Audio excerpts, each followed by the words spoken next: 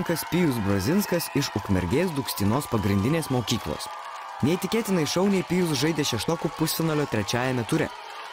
Neatsakytus kitų žaidėjų klausimus gliaudė kaip riešutus ir taip susišlavęs 12 taškų užsitikrino vietą finale. Tai tu būsi finansininkas, ko tu nesakei? 4 taškai. Tik paskutinėme etape Pijus nusileido praėjusių metų pirmosios vietos nugalėtojai Eglei Stankevičiūtei. Šiandien Pijus kovoja dėl Lietuvos tūkstantmečio šeštoko titulo. O koks Pijus yra mokykloje? Tai be galo pareigingas, net, sakyčiau, per daug pareigingas vaikas, visko domisi absoliučiai, net žodžių turbūt trūktų jį įvardinti, nes iš tikrųjų tokių vaikų reta.